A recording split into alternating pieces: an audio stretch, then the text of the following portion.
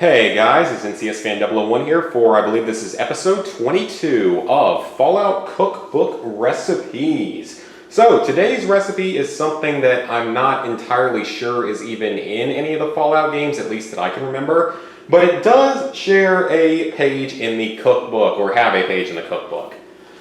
Chocolate chip cookies. Chocolate chip cookies, the great American classic. No recipe book would be complete without them, and as they're not addictive, feel free to eat as many as you'd like while relaxing in your vault. This will give us +1 agility for 1 hour. I don't think that's actually what they're supposed to do. I think they're supposed to make you feel like you're full of sugar and fat and in quarantine. But anyway, this is an easy difficulty recipe with a prep time of 1 day, a cook time of 45 minutes. It serves 24 cookies, so theoretically 24 servings, and pairs well with a nice cold glass of milk.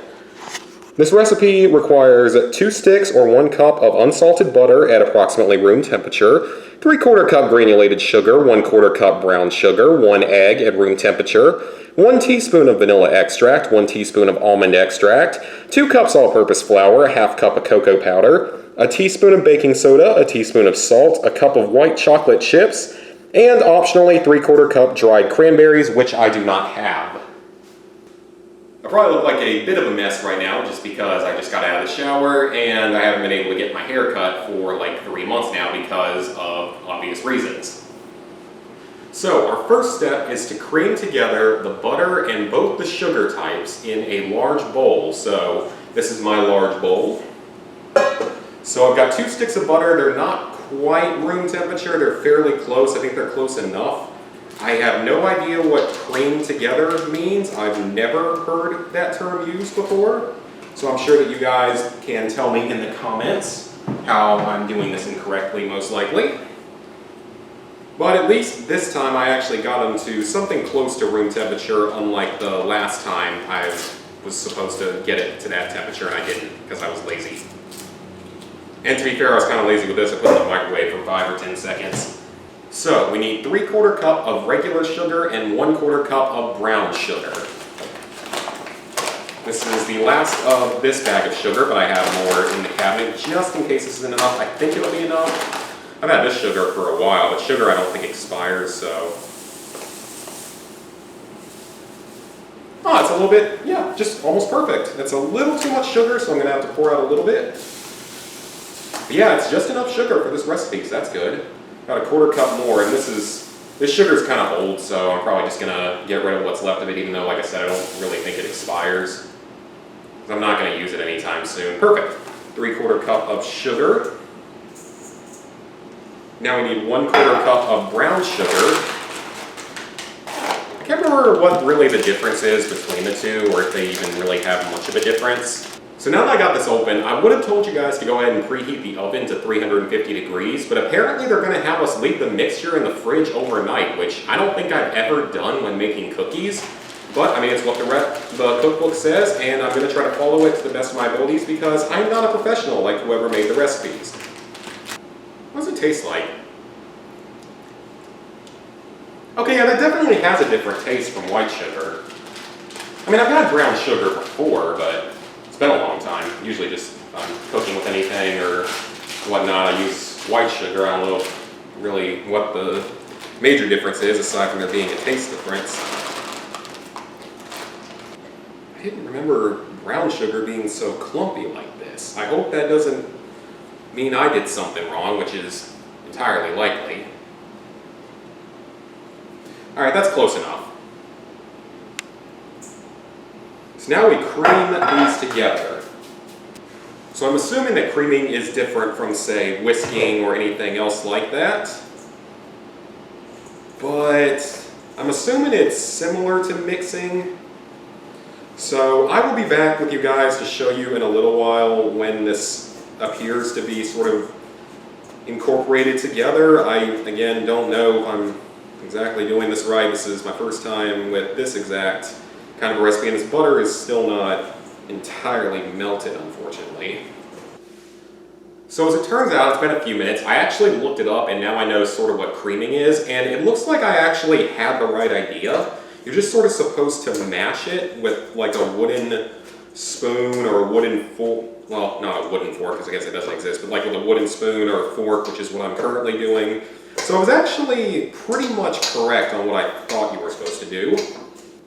Okay guys, I gotta say that this actually looks pretty creamed. I mean, it looks kind of like mashed potatoes, which I feel like is kind of what we were going for. So I think I did that fairly well for my first time trying to do so. Our next step is to add the egg as well as 1 teaspoon each of vanilla and almond extract.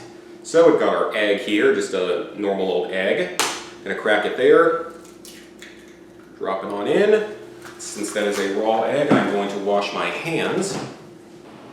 Okay, now if that's done, we need a teaspoon each of vanilla and almond extract. Haven't used these in a while. Oh, these are brand new ones. Never actually opened these. Teaspoon of the vanilla.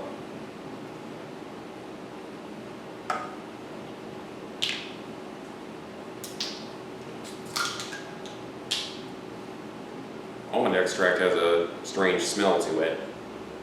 And I like almonds normally, actually, I do. They're not my favorite thing in the world, but I do like them. Rub that in there.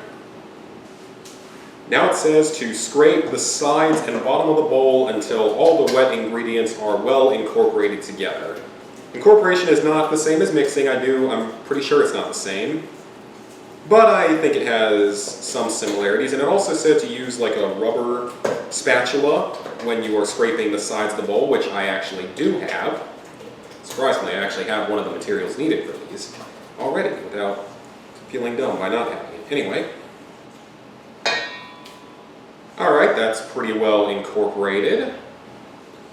Now we need to combine the flour, cocoa powder, baking soda, and the salt into a small bowl. Now, I don't know why they said small bowl because that's like 3 cups worth of material, and I don't think a true small bowl is going to be the right size, so I just grabbed this serving bowl. So we've got our 2 cups of regular all-purpose flour that can go in here. This is really going to help bring together the wet ingredients in a minute anyway. We only need half a cup of this cocoa powder, so I'm actually going to use my smaller measure here because that'll make it a little easier to tell. I know it's smeared up the sides a little bit to where it looks like it might be a little bit overfilled, but it's not in the center, so I think it's okay. And there's a little bit still stuck in here, so it should be fine. So now we just need a teaspoon of baking soda and a teaspoon of salt. I will go ahead and do the salt once I grab my other teaspoon measure. Okay, so we need a teaspoon of salt. And a teaspoon of the baking soda, not baking powder. So I did know that there is a difference between those. I don't know exactly what it is, but I do know that it exists, that they're 2 different things. And also that they don't want you to get into this box. And a teaspoon of baking soda. So now we need to combine the dry ingredients together in this bowl, which I will apparently not do very carefully. This isn't really a good mixing bowl, but I don't really have another good mixing bowl, at least not of this size.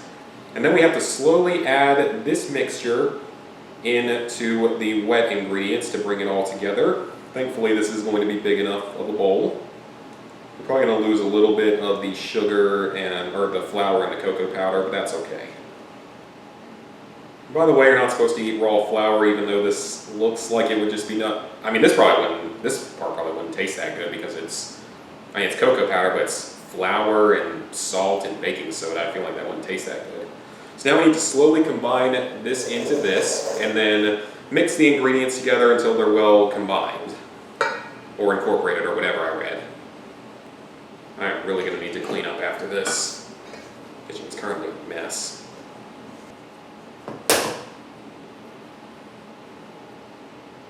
Well, that's unfortunate.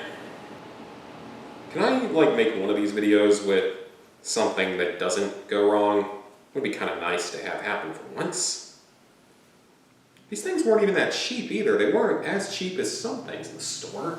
Look at this. Okay, this is kind of mixed, right guys? Kind of, not really, but at this point I'm getting kind of impatient and I'm not sure it's going to get any better. Especially since I already broke one rubber spatula. So we're going to leave it as is for now. So now we want to fold in the white chocolate chips, of which we need about a cup of them. You would also fold in the dried cranberries if you were using them, which of course I am not, because I don't really see a purpose of adding dried cranberries in. Plus I probably wouldn't have been able to find them at the store anyway. There we go, perfect. So now we fold these in, which is like you drop some in and you fold the mixture on top of it, sort of, kind of how it works. I have some idea of how that works, thankfully, until it's all sort of really evenly incorporated together. Okay, so this mix doesn't look great, obviously. I mean, it is my first time making them this way. Whenever I make chocolate chip cookies, I just get like, you know, a thing where you can just cut up little pieces of dough and bake those instantly. That's usually how I do it. I don't know the last time I've made homemade ones. But I mean, it doesn't look that bad, especially for a first try. So what we have to do now is cover this and put it in the refrigerator for overnight or up to 2 days. And then we will bake it tomorrow. So I will see you guys tomorrow for the baking. Alright everyone, it has now been nearly 24 hours since I began the process of making these delicious, hopefully delicious cookies. So for our next step, we need to preheat the oven to 350 degrees, which is already done. Then we are supposed to line 2 baking sheets with parchment paper. I don't have parchment paper, but I do have aluminum foil, so that's good. Drop the dough onto the cookie sheet in heaping tablespoons roughly 2 inches apart, then bake for 10 to 15 minutes until the edges crisp up, and rotate the pan once during baking. So, I am just going to do this with my hands because that's honestly a little bit easier, and this stuff is hardened up like cookie dough, so that's a good thing. These are not going to be very pretty cookies, I will say that right now. Alright guys, so we now have 12 kind of cookie looking things on this tray, so I will go ahead and put this in the oven, and within 10 to 15 minutes, hopefully our cookies will be done. So I will see you guys in a little while. So this is the first batch of the cookies. As you can see, they're kind of crumbly. That's just because of the way I made them though, and I realize now that when I put in the remaining material, the remaining dough, I guess you could call it dough, is currently cooking in the oven with the remaining 6 cookies.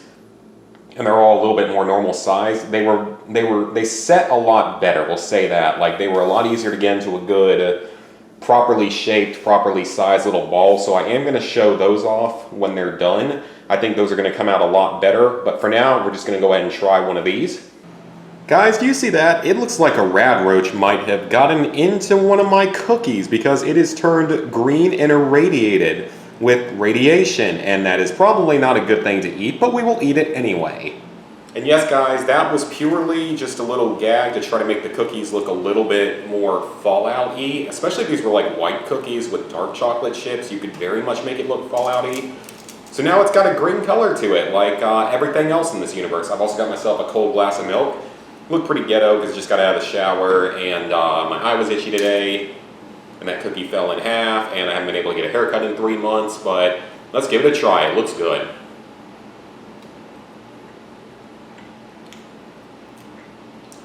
It's a chocolate chip cookie. It tastes great. I love chocolate, so this was going to come out great regardless.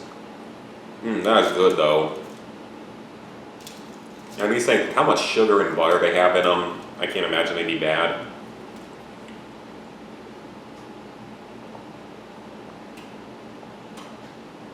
Also love milk, so that helps.